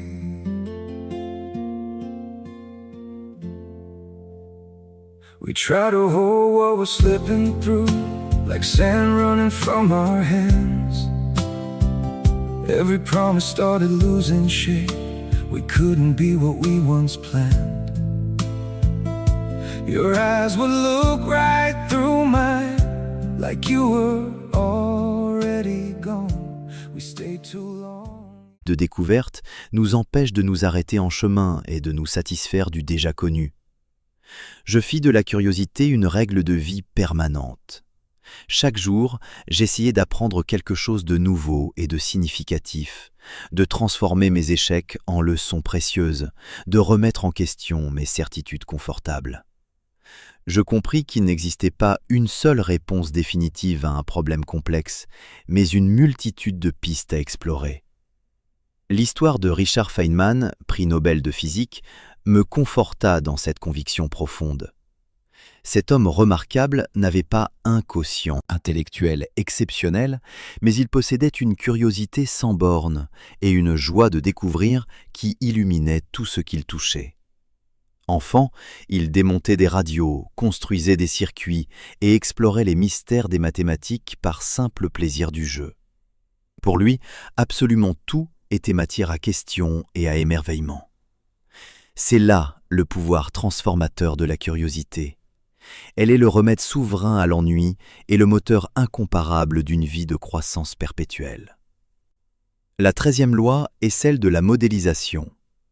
Il est difficile de vraiment s'améliorer quand tu n'as personne d'autre que toi-même à suivre comme exemple. En cherchant à tracer ma route vers la croissance, je me heurtais sans cesse au même mur frustrant. Personne autour de moi ne semblait avoir un plan de développement personnel clair et structuré. Ce manque me poussa à acheter le kit de Kurt Campmere, un simple outil, mais qui eut pour moi l'effet d'un véritable déclencheur de vie. Mes débuts furent hésitants et tâtonnants. J'apprenais par essai et erreur, avançant d'un pas incertain et souvent désordonné. Mais une chose était sûre et ferme. J'avais décidé que ma croissance personnelle serait ma priorité absolue, numéro 1. Au départ, je consommais tout ce qui attirait mon attention, comme un voyageur affamé. Mais je réalisais vite que cette dispersion ne me donnait pas l'élan espéré. Le jour où j'ai compris que je devais concentrer mes efforts sur mes points forts réels, le leadership, les relations humaines et la communication, fut un tournant décisif. À partir de ce moment précis, ma croissance prit une vitesse remarquable. J'apprenais aussi à glaner l'essentiel, à prendre des notes soigneuses, à résumer les idées clés, à relever les citations les plus percutantes et surtout à mettre en pratique immédiatement ce que j'apprenais. Ces disciplines quotidiennes m'accompagnent encore aujourd'hui, des décennies plus tard. Mais une prise de conscience s'imposa bientôt à moi avec clarté. La croissance en solitaire a ses limites infranchissables. Sans mentor vivant, sans modèle de chair et d'os, je ne pourrais aller que jusqu'à un certain point limité. Mes premiers guides, je les ai trouvés dans les pages des livres précieux. Dale Carnegie m'enseigna l'art délicat des relations humaines. James Allen me montra le pouvoir transformateur de mes pensées. Oswald Sanders m'ouvrit à l'importance cruciale du leadership authentique. Mais les livres, aussi précieux soient-ils, ne suffisent pas à un moment donné. Il faut rencontrer des mentors vivants, des modèles dont la vie parle autant que leurs écrits inspirants. J'eus ce privilège avec des hommes comme Zig Ziglar, Fred Smith ou John Wooden. Certains furent des trésors inestimables, d'autres des déceptions instructives. Car tous ceux qui paraissent brillants de loin ne le sont pas nécessairement de près et dans la vie quotidienne. Au fil du temps, j'ai appris à reconnaître les qualités essentielles d'un vrai mentor. Un bon mentor est d'abord un exemple digne d'imitation, car nous devenons semblables à ce que nous suivons constamment. Il est aussi disponible et accessible, prêt à offrir son temps précieux. Il a une expérience éprouvée et transmissible. Il possède la sagesse rare de savoir où agir pour tout remettre en mouvement. Enfin, il apporte amitié et soutien chaleureux, car la connaissance sans amour reste froide et stérile. En regardant en arrière avec gratitude, je reconnais que les plus grandes richesses de ma vie furent les personnes qui m'ont guidé, conseillé et soutenu dans les moments décisifs. Mes parents m'ont transmis l'intégrité fondamentale. Zig Ziglar m'a ouvert au développement personnel. Fred Smith a affiné mes compétences en leadership. À chaque étape cruciale, un mentor a fait la différence décisive. Personne ne peut atteindre son plein potentiel seul. Nous avons tous besoin d'un modèle, d'une voix plus expérimentée qui nous accompagne. La 14e loi est celle de l'expansion. La croissance augmente toujours ta capacité bien au-delà de ce que tu imagines. Il y a au fond de chacun de nous un espace inexploré et immense. La plupart des hommes n'en cultivent qu'un coin minuscule en laissant le reste à l'abandon. Les experts affirment que nous n'utilisons en moyenne qu'une fraction infime de notre potentiel réel. Si cela est vrai, alors nous portons tous en nous des réserves de possibilités immenses mais profondément endormies. Le problème n'est pas que nous manquions de force ou d'intelligence naturelle, mais que nous nous arrêtons trop tôt, persuadés que nous touchons déjà à nos limites alors qu'il n'en est rien. Or, ces limites ne sont souvent que des illusions que nous avons créées et que nous entretenons. J'ai moi-même cru au début de ma carrière que la clé pour avancer résidait simplement dans le travail acharné et les longues heures. Mais en voyageant dans certains pays, j'ai découvert des hommes et des femmes qui travaillaient du matin au soir, bien plus dur que je ne l'avais jamais fait, sans pourtant voir le fruit tangible de leurs efforts. Ce fut une révélation profonde. Travailler plus n'est pas toujours travailler mieux, ni plus intelligemment. L'acharnement brut ne suffit pas. La vraie question n'est pas « puis-je travailler davantage ?», mais bien « qu'est-ce qui fonctionne réellement pour moi ?» Voilà la clé véritable de l'expansion. Trop de gens passent leur existence à se demander « puis-je faire cela ?», comme si cette petite phrase devait décider de leur destin entier. Elle enferme, elle limite et elle étouffe le potentiel. La vraie question libératrice est « comment puis-je ?» Car comment suppose qu'un chemin existe, même s'il reste encore à découvrir et à créer. Cette simple différence dans la formulation change tout dans l'approche de la vie. Michel-Ange, voyant les premiers dessins du jeune Raphaël, y inscrivit un mot en lettres de craie, amplius, plus grand. C'est ce que nous devons apprendre à nous dire à nous-mêmes chaque matin. La croissance est un chemin permanent d'élargissement et de dépassement. Elle nous appelle à sortir du confort, à faire plus que prévu, à répéter chaque jour ce qui est important avec constance et conviction. Et si tu te demandais aujourd'hui « Que ferais-je si je savais que je ne pouvais pas échouer ?» Que répondrait ton cœur le plus profond? La 15e et dernière loi est celle de la contribution. Grandir te permet de faire grandir les autres, et c'est là le sens ultime de toute croissance. Quand j'ai commencé mon parcours de croissance il y a 40 ans après ma conversation fondatrice avec Kurt Kampmir, je ne savais pas du tout où cela me mènerait. Tout ce que je savais, c'est que j'avais besoin de grandir et que cela exigerait une intention ferme et constante. Au début, ma motivation était simple, presque égoïste. Je voulais réussir pour moi-même. J'avais des objectifs précis, des jalons à franchir, une ambition brûlante. Mais au fil du chemin parcouru, une vérité transformatrice s'est révélée à moi. Ma croissance personnelle ne s'arrêtait pas à moi seul. Elle ouvrait aussi des portes précieuses aux autres et créait de la valeur autour de moi. Ce que j'apprenais et ce que je devenait une source d'inspiration pour ceux qui m'entouraient. C'est ainsi que la réussite a pris une autre dimension, plus profonde et plus satisfaisante. Non plus seulement atteindre mes propres buts, mais contribuer généreusement à ceux des autres. Et dans ce partage sincère, j'ai trouvé la plus grande joie de l'existence humaine. Mon désir d'apporter de la valeur aux autres remonte à mon adolescence. Je me souviens avoir lu l'histoire de Benjamin Franklin qui disait « Je préférerais qu'on dise de moi « il a vécu utilement » plutôt que « il est mort riche ». Ce n'était pas que des mots pour lui, c'était un principe de vie incarné. Quand il inventa le poêle Franklin, il aurait pu le breveter et s'assurer une fortune considérable. Mais il choisit de l'offrir au monde sans rien attendre en retour.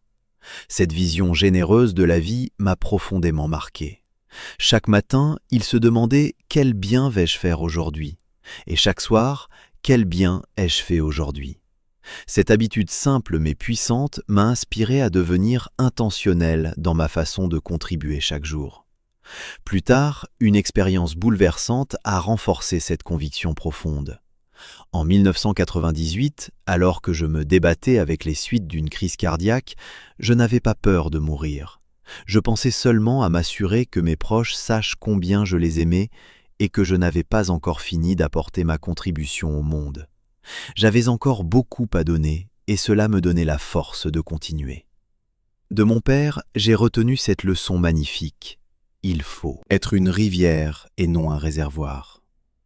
Une rivière reçoit pour donner et faire vivre tout ce qu'elle traverse. Un réservoir garde pour lui et finit par croupir. Le secret d'une vie véritablement abondante est de faire circuler librement ce que l'on reçoit avec générosité et joie. Vivre selon la loi de la contribution, c'est s'engager à grandir non seulement pour soi, mais pour élever les autres vers leur propre potentiel.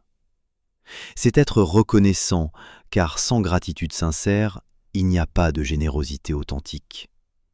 C'est placer les personnes avant les projets, car les choses disparaissent, mais les vies transformées demeurent. C'est définir le succès non par la récolte que l'on engrange, mais par les graines que l'on sème dans la vie des autres. Et surtout, ne jamais cesser de grandir soi-même afin de ne jamais cesser de donner et d'inspirer.